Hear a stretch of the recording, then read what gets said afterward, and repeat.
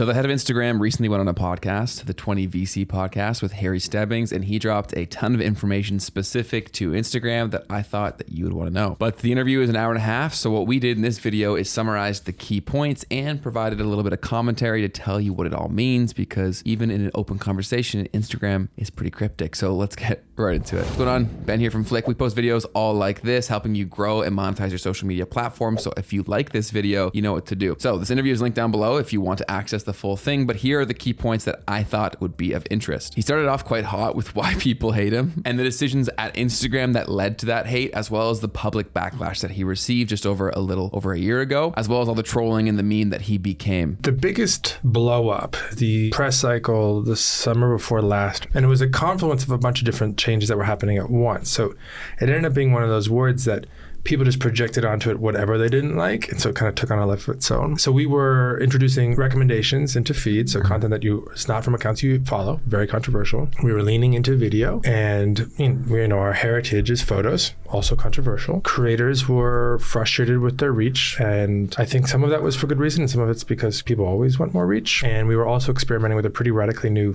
design for the main tab. It just all was a little bit too much too fast, and it all kind of blew up in our face. And then there was an interaction between the creator community and the media, and it kind of ping-ponged. And then I did a video explaining what we were doing, and then I became a meme for a week, which was fun. I think The Daily Show did a pretty funny, actually, with biting impression of me. He then walked into how he handles controversial changes, because as a company like Instagram, you have to make controversial decisions for the betterment of the product. I think the key thing is you make sure both sides are heard, and then you make it very clear who's the decision maker, and you make it very clear when there's a decision. And you have to remind people that it's important to disagree and commit, because if you're just going to question a decision upstream, downstream over and over again, you're just going to do everything poorly. That one is tough though, because obviously there's a bias a lot of us have to want things to return to the way they were, even though that's not possible. But these are hard product decisions in the moment. Yeah. When you think back over the time at Instagram, what's been the hardest product decision for you? That one was really leaning into recommendations and feed. That was the hardest.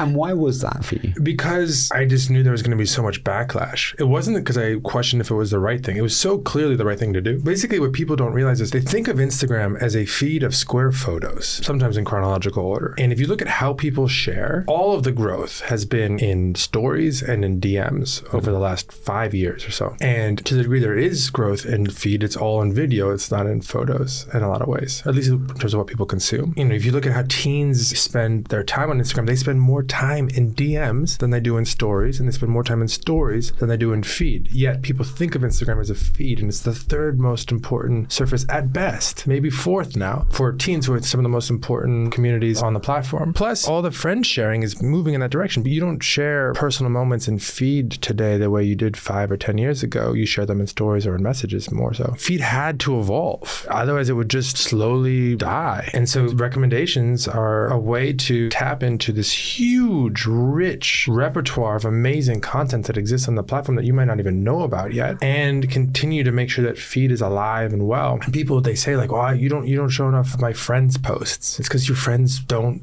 post that much to feed, but it's easier to think it's the algorithm. So it was so clear the right thing to do, but it was so clear that it was going to become a scapegoat. For anything you didn't like about Instagram, you would just blame the Rex. Rex is what we call recommendations for short internally. The next thing that I found really interesting was how he said clearly that they build products for different kinds of users. So oftentimes when they add a new feature, because they're constantly adding new features and stealing new features, a big chunk of the user base says they don't like it or they don't use it at all. But what they don't know, or I never even really thought of, is that one sector of the user base may love that feature, and that's why they focus on it, or that's why they built it in the first place. And the example that he gave was notes within DMs. It's a massive feature for people under 20, apparently, which is a core focus for them, and far less so for people over 20. But that goes to show you how so many people are using this app in different ways, and they have to be conscious of all of that. So not every feature that they're adding is necessarily for you, and that's okay, I think. Notes are basically AIM status, but better looking and at the top of the inbox. Anybody above 20 doesn't use them very much. Unbelievable how much they've moved Instagram engagement overall, app level engagement for teens. And they're just an excuse to start a conversation. Yes, what you're up to, but maybe it's a question, but they're just a reason to give someone a buzz. He also stressed that his core focus is creators and young people. He said creators for obvious reasons. They attract people to the platform because they want to consume their content, and young people, it just seems like every app is going after young people. And so Instagram Instagram is no different. I think it's super valuable to be willing to prioritize certain segments over others. And for us, we care about young people and we care about creators most. Because young people, I mean, they grow up, but also they are where creators gravitate to over time and they set trends. And they often serve as a bellwether. And creators, I just think, are becoming more and more important over time for a bunch of reasons we can go into. And so the first thing is to be willing to make that prioritization decision and be like, look, I'm going to eat some cost to overall app engagement or even overall revenue in the short term because I think this is going to be better and healthier for the company in the long term, or for Instagram in this case in the long term, because either we'll break out of a local maximum or we'll be more defensible or, whatever the argument might be. And then two, I think it's super important if you want to keep the experience simple, and I don't think we've done a good enough job at this, to embrace certain ideas like progressive disclosure. So an app should become more complicated as it needs to be and not be complicated if you don't. And so Notes is a nice example because if none of your friend posted a note, it's just the active now tray. It just shows you who's on right now. You might not even know that notes are a thing. But if people start to share notes, then it starts to show you both notes and active now next to each other. That's relatively elegant because you can think of your note as a status and your active now as a status. And so it's sort of seamless. But then if you don't, it kind of elegantly turns into something simpler. He talked about the clunkiness of Instagram's user experience. And a direct quote from him is, The app is too complicated. I mean, let's be serious. and here's how they plan to fix that. We consolidated some of the design patterns and primitives, removed some of the tabs. We still have more to do. When you manage a large team and they get excited about a new idea, they often want to just build a new thing. And it's tougher and more work to extend an existing pattern or primitive for a new use case than to just invent your own new one, because you have to coordinate and you have to, maybe it's not quite as specialized for this thing that you guys are so excited about. But if you don't do that, you just slowly add more and more complexity to the app in a way that I think burns you over the long run, sort of death by a thousand cuts. So we actually, like I was talking to our head of design and one of our product leads 2 days ago about how do we carve out a certain percentage of the team's time to just unship things that aren't used that much or don't create that much value and proactively look for opportunities to consolidate things to make them simpler and easier to use. I honestly prefer using Instagram over TikTok for consuming content. The one thing I don't like is the occasional really clunky places where I have to hit out of it like 5 or 6 times to get back to where I want to go. So I'm glad to hear that they're trying to fix that, and hopefully they do. For the people watching this, I'd love to know, do you consume more content on Instagram or TikTok? Let me know. So because of the clunkiness of Instagram, as well as all the changes we covered recently, he gets a ton of DMs from people complaining or hating. I'm sure he gets some decent ones as well, but he talked about all those DMs in this interview. Oh, you should see my DMs, yeah. Really? A lot of DMs, yeah. It's my birthday. All I want for my birthday is a blue check mark. I get, you disabled my account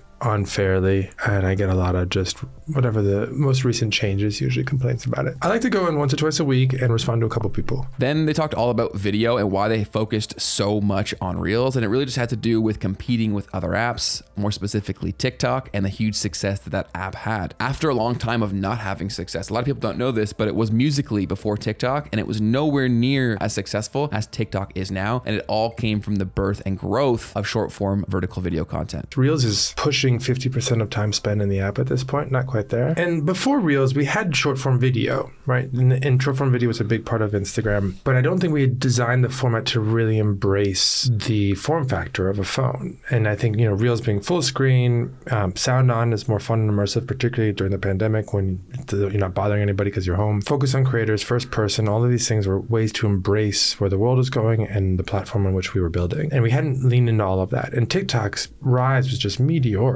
after years of struggling to be retentive. When you see a competitor do something, I think it's super important to be humble enough to learn from it. And sometimes that will mean building something that looks a lot like it. And sometimes it means figuring out what needs it's meeting and how you might meet those needs in a way that's more native to what you do. You can't build a short form video product that particularly focuses on creators if most of the videos they create aren't seen. But we were trying to keep Instagram simple. We were trying to double down on the momentum of stories. We were trying to lean into how younger people use Instagram, and they use stories way more than they use feed. And we lost 9 to 12 months. We ended up getting it right by leaning into feed and making a couple other strategic changes around recommendations and unconnected content that were right. And we're catching up. We're growing really fast. I think we're growing the fastest of the big players. It's very hard. If you're going to try and compete, you can't just make something as good as the competition. You have to make something that's better, because why would I bother switching if it's just as good, or even if it's only 10% better? And he also answered this brutal question from the host: is Instagram worse than TikTok? For certain segments and not for others. Like TikTok is amazing at a couple of things. They are amazing at exploration-based ranking, so discovering new talent and helping new talent break. We, for a long time, had a strong bias towards showing people things that we were pretty confident they would like because a lot of other people liked them, and it's easier to rank that kind of content. And that sort of reinforces the existing hierarchy. And TikTok was really good at building the systems from the ground up to be more content first and to go find things that you might love that you never would have heard of before. And therefore, it was also just really entertaining. Really entertaining. I think they still are the most well-executing competitor I think we've ever faced. And the savage questions did not stop there. This was probably my favorite question of the entire interview. I'll let Harry take this one away. Is Facebook just a very efficient copy machine? I think we're very good at optimizing things. We are willing to, when somebody pioneers a new format, to go and adopt that format if we think it's going to become an industry standard. And I think stories is a good example. Stories is like, you see stories everywhere. I mean, stories on YouTube, there's stories on Pinterest for a while. Part of our DNA is that we are competitive. We are always worried that the world will change around us and we won't change fast enough to keep up. So we are willing to take risks that sometimes really blows up in our face.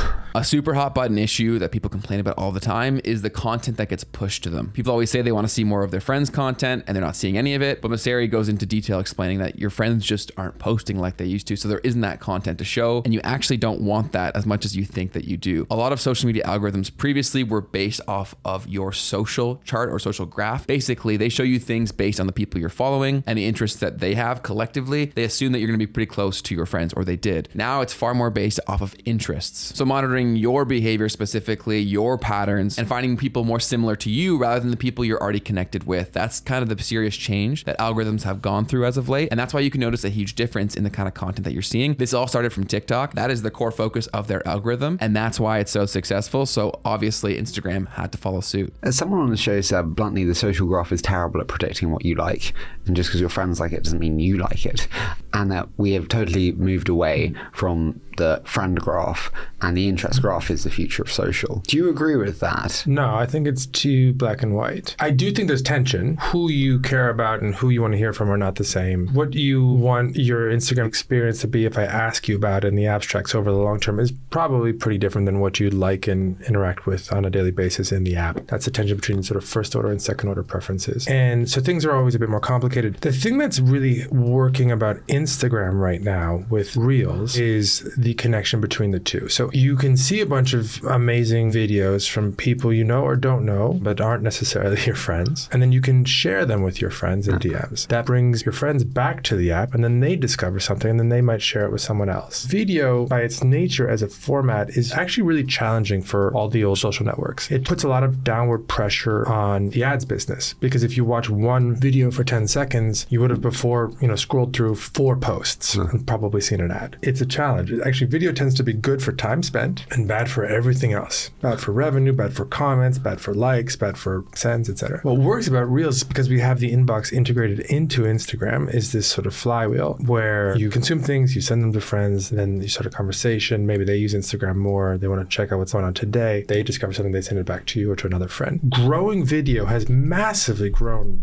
sends, which is a pure friend-to-friend interaction. Even if you take out the Reels shares, because they start conversations, I might send you a funny, football clip, and then we talk about something else, is really exciting, because everything that we did in the video space before came at the cost of people's connections, and Reels is the opposite. So I do think these things can be symbiotic if you design the experiences thoughtfully, but that doesn't mean there are no tensions. As creators, we all want to make money, so Mosseri also talked about Instagram's approach to monetization and helping creators make more from their social content.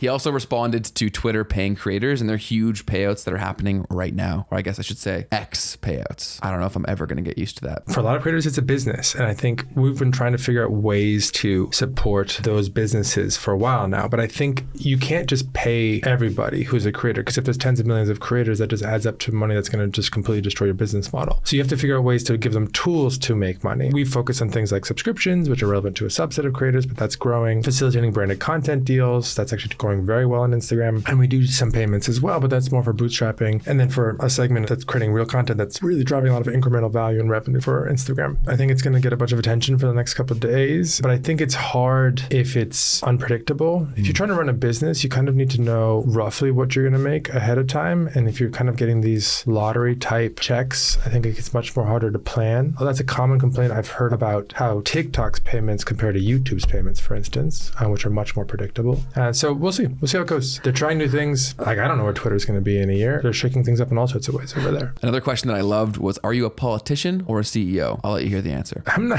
either. I'm not a politician. I think I'm very lucky to have my job. It's my job to build a team and set them up for success by pointing them at the right problems and giving the right support and feedback along the way. They also talked a ton about Threads, but I wanted to make that its own dedicated video. So if you're interested in Threads and hearing about what he had to say and a summary of that, make sure to subscribe because I'll be releasing that video very, very soon. So as the head of Instagram, he works very closely with Mark Zuckerberg, and he shares his experience and what he's learned from working with the lizard. I mean, Zuckerberg. Mark is always holding an incredibly high bar. One of his fears is that we fail hitting our goals all the way down. And so, you can crush it. And then he's like, set that goal a little higher still. Set the goal a little higher still. He's also very willing to take risks in a way that sometimes is infuriating, but I think is very good for the company over the long run. You probably remember the app Be Real. Some of you may still even be using it. I'm personally not. It was a massively relevant app not very long ago with people downloading it left and right. So naturally, Instagram had to respond to it. And here is Mosseri's response to the rise of Be Real. I think it's a really powerful mechanic. It was an amazing moment, incredibly culturally relevant. When you have that explosive growth like that, you just focus 100% on just keeping the lights on. Yeah. But I think the key thing was, could they leverage that attention and expand? And I think that's what they've struggled to do, which I think is reasonable because it just was so much bigger than anyone ever thought it was going to be. If you like content like this, all about social media and growing and making money from social media content and platforms, this is the channel for you. Make sure to click that subscribe button so that you and I can hang out each and every week. Did we just become best friends? Yes, I hope. And if you're completely new to Flick and what we do here, we are obsessed with social media and building tools to help people create content more efficiently in far less time. And we have some of the most powerful AI-driven tools specifically to help people create social media content. So if you want to try those out, you can do so using the link down below, and you can try it out completely for free because you watch this content for 7 days. So go ahead and do that, and then come back here and let me know how you like it. And if you want to learn more about the Instagram algorithm, this video we made right here will teach you everything that you need to know about how it works and how you can make it work for you. So go ahead and click this right here. I'll see you over there, and we'll keep chopping it up. Peace.